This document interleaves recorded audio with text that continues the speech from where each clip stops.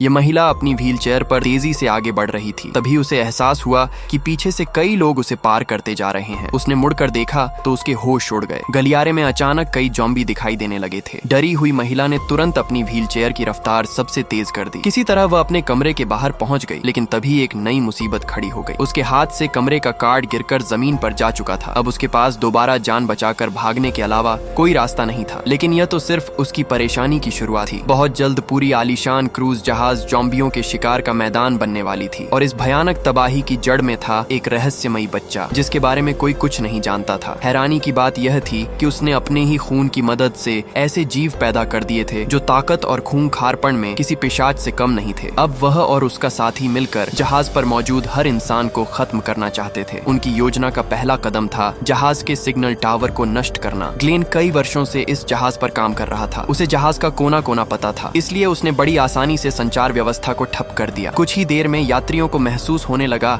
कि उनके mobile phone में बिल्कुल भी सिग्नल नहीं आ रहे हैं। उधर कंट्रोल रूम से भी बुरी खबर आई। जहाज का जमीन से हर तरह का संपर्क टूट चुका था। अब यह विशाल जहाज समुद्र के बीचों बीच एक ऐसे कैद खाने में बदल चुका था जहां से मदद मांगना भी नामुमकिन था। जब जहाज के कर्मचारी बाहर जाकर समस्या की जांच करने वाले थे, तभी उनकी मुलाकात मुस्कुराते हुए ग्लेन और वॉल्टर से हुई। कप्तान का पूरा ध्यान संचार व्यवस्था ठीक करने पर था, इसलिए शुरुआत में उसने इन दोनों पर खास ध्यान नहीं दिया। लेकिन तभी ग्लेन ने अचानक कप्तान की टोपी उतार ली और उसे वॉल्टर के सिर पर पहना दिया। यहीं से कप्तान को महसूस हुआ कि कुछ बहुत गलत हो रहा है। दूसरी तरफ जहाज के बाकी यात्रियों को अभी तक अंदाजा भी नहीं था कि उनका यह सफर अब एक डरावने दुःस्वप्न में बदल चुका है। अभी और उसकी बहन डेक पर खड़े बातें कर रहे थे। तभी उनकी नजर उस शराबी आदमी पर पड़ी जो पहले एक कोने में बेहोश पड़ा हुआ था। बहन ने आदतन अपना कैमरा निकाल लिया, लेकिन तभी उन्होंने देखा कि माकी उस आदमी को कहीं ले जा रहा है। अभी को ये बात बेहद अजीब लगी। उसे अचानक याद आया कि जब माकी पहली बार जहाज पर चढ़ी थी तब उसके सूटकेस के अंदर कोई जीवित चीज मौजूद थी। अब उसका शक और गहरा हो चुका था। इस बार माकी ने ऐसा काम किया जिसे देखकर किसी की भी रूह कांप जाए। उसने सीधे उस शराबी की गर्दन मरोड़ कर तोड़ दी और आसपास किसी के न होने का फायदा उठाकर उसकी लाश समुद्र में फेंक दी। असल में वह शराबी वॉल्टर का शिकार बन चुका था। उसके शरीर में संक्रमण फैल चुका था। वायरस को आगे फैलने से रोकने के लिए माकी को ऐसे संक्रमित लोगों को खत्म करना पड़ रहा था। लेकिन उसकी सबसे बड़ी समस्या यह थी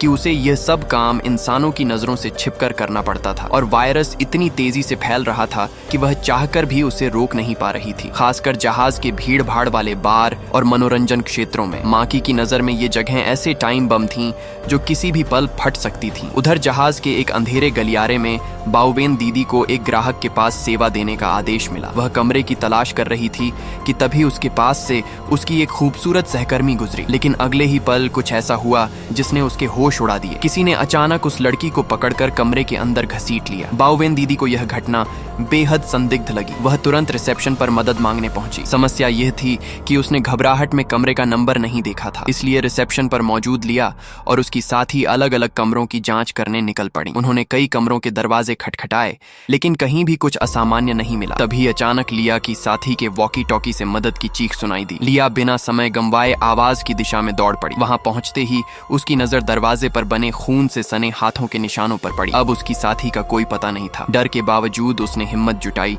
और धीरे धीरे दरवाजा खोलकर कमरे के अंदर कदम रखा। अगले ही पल उसकी दिल दहला देने वाली चीख पूरे गलियारे में गूंज उठी। लिया घबराकर कमरे से बाहर भागी, लेकिन कुछ ही सेकंड बाद उसने पास रखी अग्निशमन कुल्हाड़ी उठाई और दोबारा उसी कमरे के अंदर घुस गई। पूरी तरह खून से लथपथ लिया लड़खड़ाते हुए अपने दफ्तर में वापस पहुंची। उसने तुरंत वॉकी टॉकी उठाकर अपने साथियों से संपर्क करने की कोशिश की, लेकिन कोई जवाब नहीं मिला। उसने मोबाइल फोन भी देखा, मगर हैरानी की बात थी कि फोन का सिग्नल भी पूरी तरह गायब हो चुका था। चारों तरफ बढ़ते डर के बीच लिया ने खुद को शांत रखने की कोशिश की। तभी उसकी नजर उस अभिनेता पर पड़ी जिसने कुछ समय पहले बार में हंगामा किया था। इसी दौरान सुरक्षा विभाग का प्रमुख दफ्तर में आ गया। लिया ने बिना समय गंवाए उसे पूरी घटना बताई। उसने कहा कि एक यात्री ने उसकी सहकर्मी को काट काट कर मार डाला और फिर उस पर भी जानलेवा हमला कर दिया। अपनी जान बचाने के लिए उसे मजबूरी में उस हमलावर को मारना पड़ा, लेकिन सुरक्षा प्रमुख को उसकी बातों पर भरोसा नहीं हुआ। उसे लगा कि लिया शायद घबराहट में बढ़ा चढ़ाकर बातें कर रही है, इसलिए उसने खुद जाकर मामले की जांच करने का फैसला किया। उधर अभी और उसकी बहन को भी लगातार कुछ अजीब महसूस हो रहा रहा था। दोनों चुपचाप उस जगह पर वापस पहुंचे जहां उन्होंने सबसे पहले संदिग्ध घटना देखी थी, लेकिन वहां का नजारा देखकर उनके पैरों तले जमीन खिसक गई। फर्श पर खून फैला हुआ था और उसके बीच कई टूटे हुए दांत पड़े थे। ऐसा लग रहा था जैसे वहां किसी भयानक लड़ाई या हमले की घटना हुई हो। इसी बीच बाओवेन दीदी की रूममेट धीमे कदमों से कमरे में दाखिल हुई। उसका चेहरा बिल्कुल भावहीन था। बाओवेन दीदी की नजर जैसे ही उसकी पीठ पर पड़ी, वह सन्न रह गई। वहां साफ साफ किसी के काटने का गहरा निशान मौजूद था। शुरुआत में उसे लगा कि शायद उसकी रूममेट किसी खतरनाक ग्राहक के चक्कर में फंस गई होगी, लेकिन अगले ही पल उसकी रूह कांप गई। रूममेट ने अचानक अपने कान की बालियां नोच कर फेंक दी और अजीब हरकतें करने लगी। अब बाओवेन दीदी समझ चुकी थी कि मामला सामान्य नहीं है। वह डर के मारे तुरंत कमरे से बाहर भागी। खुशकिस्मती से उसकी रूममेट को संक्रमित हुए ज्यादा समय नहीं हुआ था। वह पूरी तरह राक्षसी रूप में नहीं बदली थी। इसी वजह से बाओवेन दीदी किसी तरह अपनी जान बचाने में सफल रही। लेकिन इसी घटना के बाद पूरा जहाज मानो नरक में बदलने लगा। एक के बाद एक हमले होने लगे।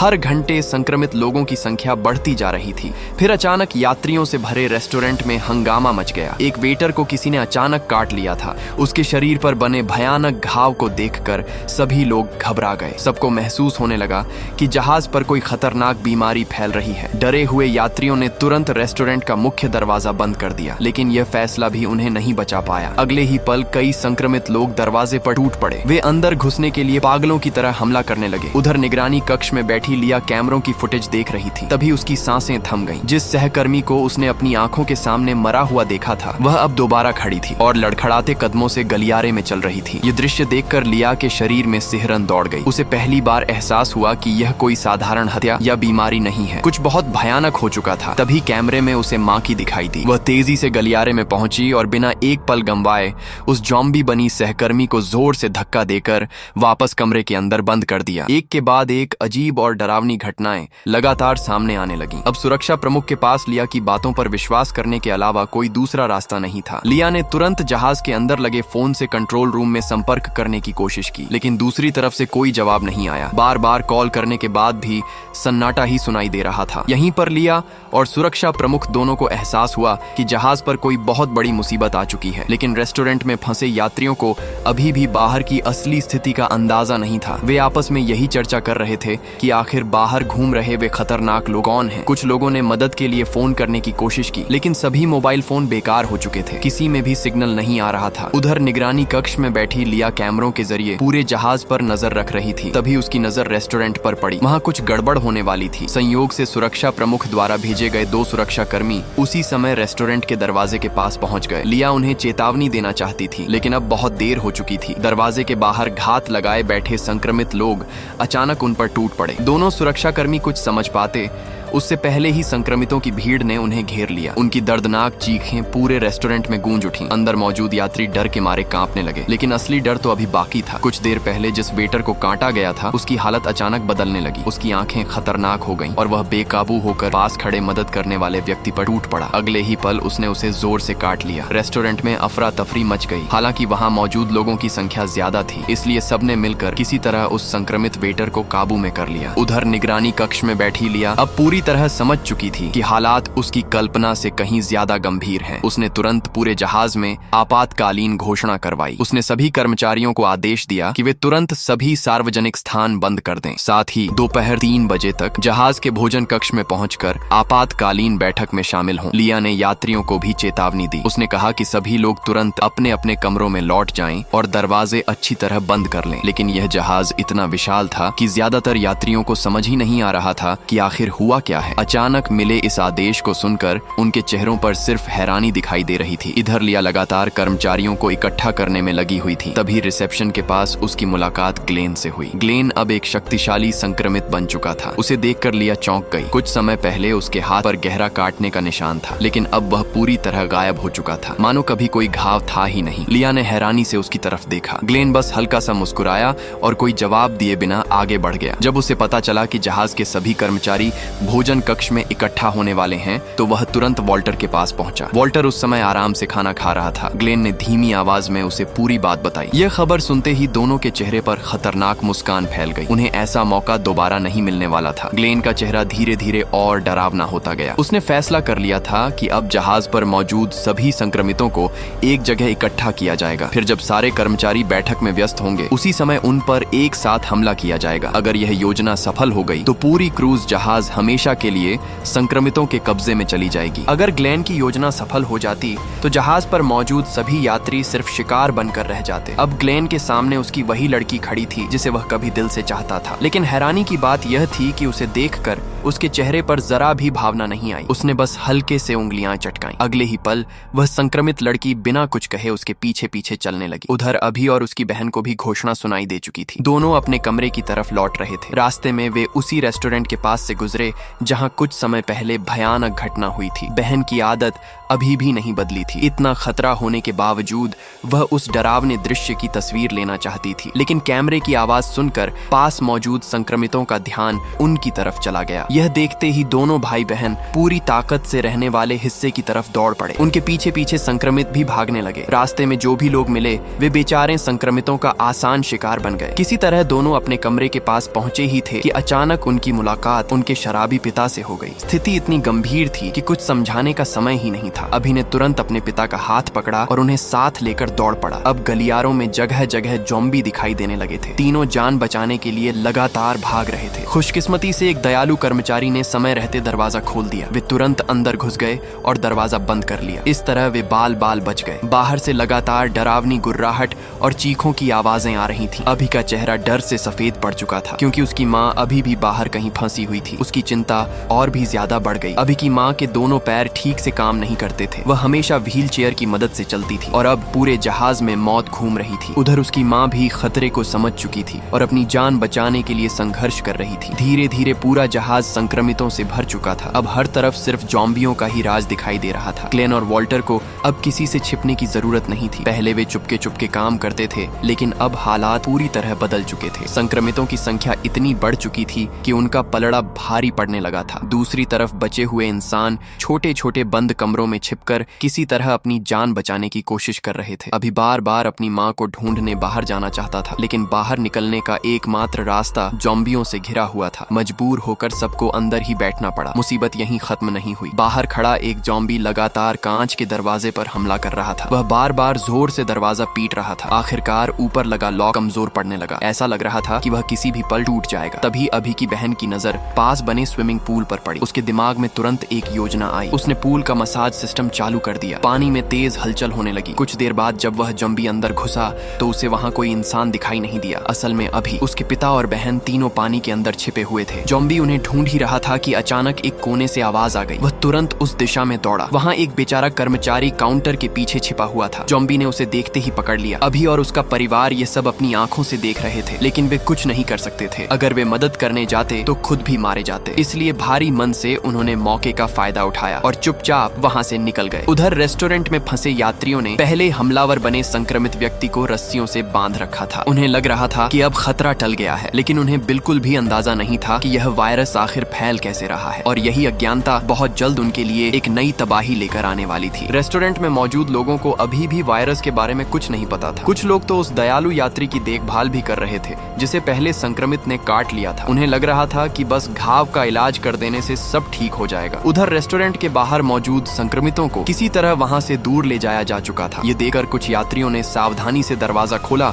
और बाहर झांका। जब उन्हें गलियारा खाली दिखाई दिया तो कुछ लोगों ने सुझाव दिया कि सबको तुरंत अपने अपने कमरों में लौट जाना चाहिए। लेकिन तभी एक और भयावह घटना हो गई। जिस दयालु यात्री की सब लोग मदद कर रहे थे वह अचानक बेकाबू हो गया। उसकी आंखें बदल गईं और वह पास खड़े लोगों पर टूट पड़ा। रेस्टोरेंट में एक बार फिर अफरा तफरी मच गई। हर कोई अपनी जान बचाने के लिए बाहर की तरफ भागने लगा। भाग दौड़ के बीच एक आदमी सबसे पीछे रह गया। संक्रमितों ने उसे पकड़ लिया। अपनी मौत सामने देखकर भी उसने हिम्मत नहीं हारी। उसने पूरी ताकत लगाकर रेस्टोरेंट का दरवाजा बंद कर दिया और बाकी लोगों को भागने का मौका दे दिया। उसकी कुर्बानी की वजह से कई लोगों की जान बच गई। उधर एक बुजुर्ग दंपति तेजी से अपने रहने वाले हिस्से की तरफ भाग रहे थे। गलियारे में जगह जगह सूटकेस और सामान बिखरा पड़ा था। उसे देखकर साफ लग रहा था कि कुछ समय पहले यहाँ भयानक भगदड़ मची होगी। किसी तरह दोनों लिफ्ट वाले हिस्से तक पहुंचे, लेकिन वहाँ उन्हें एक छोटा बच्चा कोने में सिकुड़ा हुआ बैठा दिखाई दिया। बुजुर्ग महिला का दिल पसीज गया। वह उसे सांत्वना देने आगे बढ़ी, लेकिन अगले ही पल उसकी सांस अटक गई। वह बच्चा पहले ही संक्रमित हो चुका था। उसने अचानक उन पर झपट्टा मार दिया। खुशकिस्मती से उनका कमरा ज्यादा दूर नहीं था। दोनों जितनी तेज भाग सकते थे भागे और तुरंत कमरे का दरवाजा बंद कर लिया। इस तरह वे किसी तरह संक्रमित के हमले से बच गए। उधर जहाज पर बचे हुए लगभग सभी कर्मचारियों को भोजन कक्ष में इकट्ठा कर लिया गया था, लेकिन सबसे महत्वपूर्ण व्यक्ति यानी कप्तान अब तक वहां नहीं पहुंचा था। इतना ही नहीं, सुरक्षा प्रमुख का भी कोई पता नहीं चल रहा था। मजबूर होकर लिया को ही आगे आना पड़ा। उसने सबको शांत रहने के लिए कहा और मौजूदा हालात समझाने शुरू किए। उसने बताया कि जहाज पर एक रहस्यमयी वायरस फैल चुका है। यह वायरस लोगों को पागल और हिंसक बना रहा है। हालांकि अभी तक कोई नहीं जानता था कि इसकी शुरुआत कैसे हुई, लेकिन इस समय सबसे बड़ा सवाल यह था कि सभी अपनी जान कैसे बचाएं। तभी दरवाजा खुला और सुरक्षा प्रमुख जल्दी जल्दी अंदर आया। उसने बताया कि वह अभी कंट्रोल रूम से होकर आया है, लेकिन वहां का मुख्य दरवाजा भारी सामान से बंद था। अंदर से भी किसी तरह का जवाब नहीं मिला। इसका मतलब साफ था, अब कप्तान से मदद मिलने की उम्मीद लगभग खत्म हो चुकी थी। यह सुनकर पूरे हॉल में सन्नाटा छा गया। हालात सबकी सोच से कहीं ज्यादा खराब थे। यहाँ तक कि सुरक्षा प्रमुख भी कुछ देर तक कोई समाधान नहीं बता पाया। तभी लिया ने हिम्मत जुटाकर बोलना शुरू किया। उसने एक ऐसी योजना रखी जिसमें कम से कम बचने की उम्मीद दिखाई दे रही थी। उसने सभी कर्मचारियों से कहा कि सबसे पहले अपनी सुरक्षा का ध्यान रखें। इसके बाद जहाज में जहां भी कोई काम करने वाला संचार उपकरण मिले उसे ढूंढने की कोशिश करें। अगर किसी भी तरह बाहरी दुनिया से संपर्क हो गया तो बचाव दल उनकी मदद के लिए आ सकता था। यही उनकी सबसे बड़ी उम्मीद थी। साथ ही लिया और सुरक्षा प्रमुख ने एक और जिम्मेदारी अपने ऊपर ली। उन्होंने फैसला किया कि वे किसी भी कीमत पर कंट्रोल रूम तक पहुंचेंगे। उन्हें जहाज की ऑटो पायलट प्रणाली बंद करनी ही होगी, क्योंकि अगर ऐसा नहीं किया गया तो यह विशाल जहाज सीधे बंदरगाह से टकरा सकता था और तब सिर्फ संक्रमित ही नहीं, जहाज पर मौजूद हर इंसान एक भीषण विस्फोट में मारा जाएगा। भीड़ के बीच खड़ी माकी चुपचाप यह सब सुन रही थी, लेकिन उसकी सबसे बड़ी चिंता कुछ और थी। उसे पता था कि अगर वायरस को अभी नहीं रोका गया तो यह तबाही सिर्फ इस जहाज तक सीमित नहीं रहेगी, पूरी दुनिया इसके खतरे में पड़ सकती थी। माकी की सबसे बड़ी चिंता वायरस को रोकना था, लेकिन अफसोस लिया ने बैठक में इस खतरे का जिक्र ही नहीं किया। वह अभी लोगों को अलग अलग टीमों में बांटकर काम पर भेजने ही वाली थी कि तभी भोजन कक्ष का दरवाजा अचानक जोर से खुल गया। सभी लोग चौंक कर उधर देखने लगे और अगले ही पल उनके चेहरों का रंग उड़ गया। दरवाजे पर ग्लेन खड़ा था, लेकिन वह अकेला नहीं था। उसके पीछे संक्रमितों की पूरी फौज मौजूद थी। यह देखकर पूरे हॉल में दहशत फैल गई। रसोई में काम करने वाले एक बुजुर्ग शेफ ने अभी तक ज़ॉम्बियों की असली ताकत नहीं देखी थी। उन्होंने हिम्मत दिखाते हुए हाथ में बड़ा चाकू उठाया और आगे बढ़ गए, लेकिन यह बहादुरी उनके किसी काम नहीं आई। एक संक्रमित सीधे उनकी तरफ बढ़ा और तभी ग्लेन ने हमला करने का इशारा कर दिया। अगले ही पल सारे संक्रमित जंगली जानवरों की तरह इंसानों पर टूट पड़े। हालांकि दोनों तरफ लोगों की संख्या लगभग बराबर थी, लेकिन ताकत, गति और क्रूरता में संक्रमित कहीं आगे थे। कुछ ही मिनटों में पूरा भोजन कक्ष चीखों से भर गया। लोग इधर उधर भागने लगे। कई कर्मचारी वहीं मारे गए। इंसानों की पंक्ति पूरी तरह टूट चुकी थी। इस अफरा तफरी के बीच ग्लेन की नजर सीधे लिया पर पड़ी। वह पहले से ही उससे नफरत करता था, इसलिए उसने सबसे पहले उसी पर हमला किया। उसने लिया को जमीन पर गिरा दिया और उसके ऊपर चढ़ बैठा। उसके चेहरे पर खतरनाक मुस्कान फैल गई। उसे यकीन था कि अब लिया भी संक्रमित बनकर उसके सामने झुक जाएगी। यही सोचकर वह बेहद खुश हो रहा था, लेकिन तभी अचानक पीछे से किसी ने उस पर हमला कर दिया। वह और कोई नहीं बल्कि माकी थी। माकी लंबे समय से यही मानती थी कि ग्लेन ने उसके बेटे वॉल्टर को बहकाया है। उसे विश्वास था कि अगर ग्लेन नहीं होता तो वॉल्टर कभी इतने भयानक रास्ते पर नहीं जाता, लेकिन ग्लेन ने तुरंत जवाब दिया। उसका कहना था कि असली दोषी माकी खुद है। उसके मुताबिक वॉल्टर को इस रास्ते पर धकेलने वाली वही थी, क्योंकि उसने हमेशा उसे कैद की तरह जीवन जीने पर मजबूर किया था। कुछ पल के लिए माकी सोच में पड़ गई और ग्लेन ने उसी मौके का फायदा उठाया। उसने अचानक पूरी ताकत से पलटवार कर दिया। दोनों के बीच जबरदस्त लड़ाई छिड़ गई। ग्लेन अब माकी को खत्म करने ही वाला था कि तभी एक आवाज गूंज उठी। यह वॉल्टर था। उसने ग्लेन को रुकने का आदेश दिया। ग्लेन तुरंत समझ गया कि वॉल्टर के दिल में अभी भी अपनी माँ के लिए भावनाएं बाकी हैं। वह नाराज तो हुआ, लेकिन वॉल्टर की बात टाल नहीं सका। आखिरकार वह लंगड़ाता हुआ वहां से चला गया। ग्लेन के जाने के बाद बाद पहली बार माँ और बेटे को खुलकर बात करने का मौका मिला। इस बातचीत में माकी को एहसास हुआ कि उसने वर्षों तक वॉल्टर को जरूरत से ज्यादा बचा कर रखा, लेकिन इसके पीछे भी एक वजह थी। वह दुनिया की असलियत जानती थी। उसे पता था कि इंसानों ने ऐसी शक्तिशाली युद्ध मशीनें बना ली हैं जिनका सामना उनके जैसे लोग भी नहीं कर सकते। यही कारण था कि उनके पूर्वजों ने सख्त नियम बनाए थे। सबसे महत्वपूर्ण नियम यह था कि कोई भी अपनी असली पहचान दुनिया के सामने उजागर नहीं करेगा। इसी वजह से माकी और वॉल्टर सालों तक एक जगह से दूसरी जगह भटकते रहे। वे बार बार घर बदलते रहे ताकि कोई उनके लंबे जीवन और रहस्यमयी अस्तित्व का राज न जान सके। लेकिन अब वॉल्टर पूरी तरह बदल चुका था। वह बेहद जिद्दी और विद्रोही हो गया था। उस धीरे धीरे ग्लेन के मन में एक नया विचार जन्म लेने लगा। अब उसे महसूस होने लगा था